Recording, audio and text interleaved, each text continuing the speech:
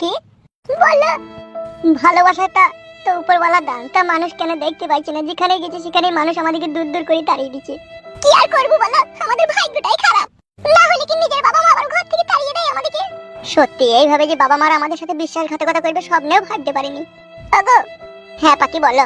তোমার বন্ধু ডিমকে একবার একটা ফোন করে দেখো কেন? ফোন করেছি গিন্নি, ও আচ্ছা বললো।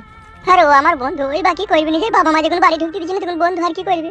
সত্যিকার কথাই গো, আমি ভেবেছিলাম আমার মা হয়তো আমাকে থাকতে বলবে, কিন্তু আমার মা যে আমাকে এইভাবে দূর দূর করে তাড়িয়ে দেবে আমিও ভাবতে পারিনি।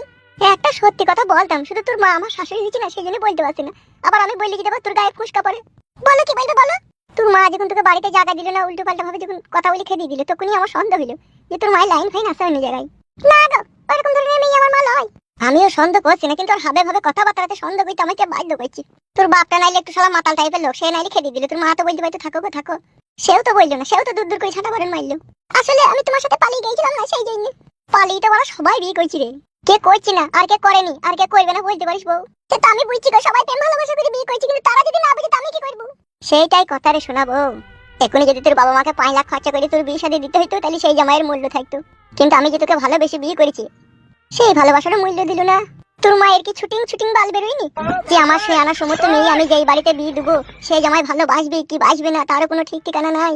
5 লাখ টাকা দিতে হবে, সোনা দিতে হবে, চাঁদি দিতে হবে, সেই সব জিনিস তো তোর মাকে কিছুই দিতে হইলো না। ফ্রিতে আমার মতো একটা জামাই পেয়ে গেল, আবার আমি তোকে কত ভালোবাসি তাও মূল্য দিচ্ছি না। সেই জন্যই বলছি বউ, তোর মায়ের কি ছুটিং ছুটিং বাল বেরোয়নি? বলছি বলি বউ, রাগ মাগ করি না বুঝলি তো, ভিতরটা শুধু জয় জীবলি বলতে বাধ্য হয়েছে। তার কারণ সব মেয়ের মা বাপ তো চায় তার জামাই তার মেয়েকে ভালোবাসো, কিন্তু আমিও তো তোকে ভালোবাসলাম, তো আমাকে তো অসম্মান করছি কেন বলো? ডিম মারছে। কি রে, তো আমাকে কিছু না বলে হঠাৎ করে মাসির বাড়ি থেকে পালিয়ে এলি? তোর মাসি তোকে কিছু বলেনি? না না, আমার সাথে তো কোনো কথাই হয়নি। তোর মাসি আমাদেরকে আর খেতে পয়তে দিতে পারবে না, সেই জন্য বাড়ি থেকে তাড়িয়ে দিয়েছে। তা তুই হরাম করে চলে এলি, আমাকে ফোনটা করলি না? একটা মানুষ তার বাড়িতে থাকতে দেবে না, আমাকে তাড়িয়ে দিচ্ছে, আবার তার কাছে কি জর্জ বুঝতে করে থাকবো রে বাড়া? বাড়া শ্বশুর বাড়ি গেলাম, সেখানেও দূর দূর করে তাড়িয়ে দিল। কি বলছিস, তুই শ্বশুর বাড়ি গেছিলি? তোর হ্যাঁ গেছিলাম, পাখির মা বাবা অপমান করে তাড়িয়ে দিল। এখন যে মারা কি করবো কিছুই বুঝতে পারছি না। তোদের বাড়ি গেছিলি কি? আমাদের বাড়ি যদি পাখিকে নিয়ে আমি যাই, আমার বাপ যা মা মেগুলো জানিস তো কি করবে? ও আগে আমাকে আড়াই টাঙা বেঁধে ইচ্ছা মতো সাঁটা বেঁধে ষাটি পাখিকে খেয়ে দিয়ে দেবে জানিস তো?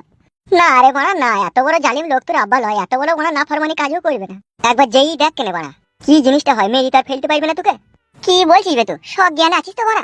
হ্যাঁ রে ভাই হ্যাঁ, সব জ্ঞানে আছি। যেহেতু নিজের বাবা মা একটু অপমান করে করবে ঠিকই, বাড়া জায়গা দিবে যে একবার দেখ বাল আমার মরি ভূত না মরি ভূত হইস না বাড়া।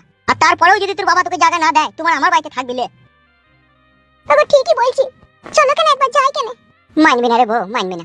দূর বাল, মানবে না বাবে মারা, মানবে না তোমার বাড়িতে থাকবি বুঝলি বাড়া। চো তো বাড়া চো, আমি শুধু তোর সাথে যাবো চো। কেমন মানে কি না মানে আমি দেখছি চো। বলছিস? হ্যাঁ রে বাড়া হ্যাঁ, আয় বেচো দেখি। আয় বাড়া আমার সাথে আয় তো।